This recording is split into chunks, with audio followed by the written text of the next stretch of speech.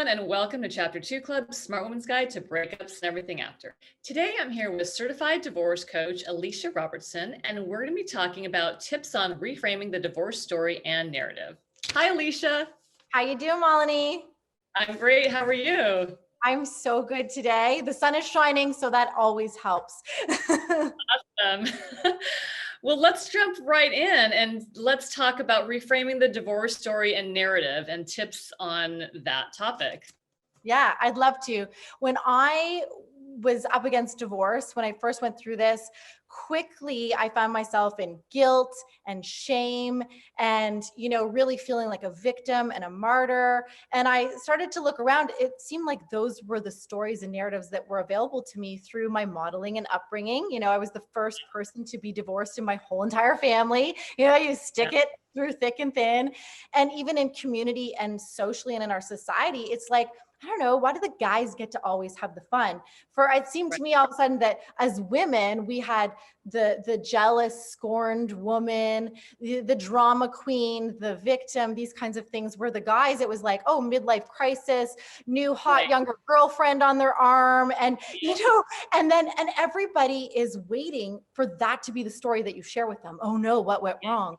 Who did what, and all of a sudden you can find yourself in this rabbit hole of this perpetual narrative that offers such a negative, spin on things, when in actual fact, I was so vulnerable and wanted something different, and really was a reframe. And it was a mindset reframe. And I talk about this all the time with clients, and the clients that I work best with are those that have this mindset, which is to, take ownership for the circumstance that they're in, because then we have a growth mindset and learn from what we've come through, an acceptance that this is happening, and, a mindfulness in terms of we can control ourselves.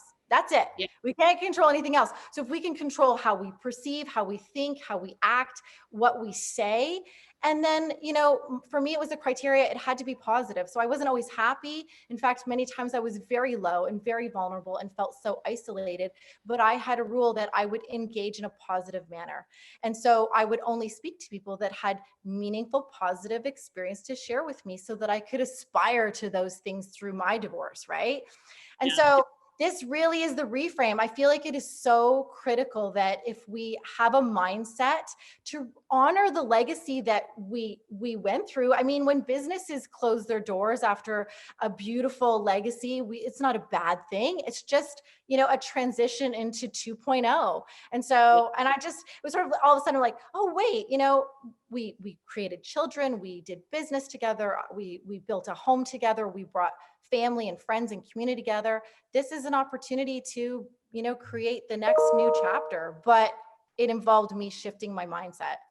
Yeah, I totally agree with that. And it's, divorce is such a negative stigma around it, and it doesn't need to be, it really doesn't. No, and it really blows my mind. Like, even when I went to bookstores, there's nothing on the shelves, and there's just this space where all of a sudden you're very alone. And I felt as the backbone of my family, I'd somehow failed in this epic way. And so, and it takes practice to, really just reframe that thinking, right? From that limiting belief or that judgment and that pile on to really what is an opportunity. Because I really feel like this is grief in epic proportions and this is change. And so I really feel like there's an opportunity to manage that change, in a very calculated and conscious way. Yeah, I totally agree. Being mindful, taking ownership of yourself and moving forward and getting rid of those bad negative thoughts around it. That's awesome. It's true. And I really find people are looking to you to lead. They don't know how to engage in this space. They have all of their own limiting beliefs and judgment around it. They don't know if they're going to be ousted from, your social network and your friendship. Like, they're also feeling all the things that they're feeling, and they're really looking to leadership. And so I felt like I could communicate whatever I wanted this story to be, and with however I wanted to respect it. So I saw a lot of opportunity to lead the way, which seems entirely impossible when you're so low and so vulnerable. And that's the thing I hear the most from women, right? Like, I didn't ask for this, or, I didn't want to be here, but you know what? We're here. and all we have is our choice for how we move forward. Absolutely. Totally agree. Yeah. Thank you so much. This is You're a so welcome. great tips.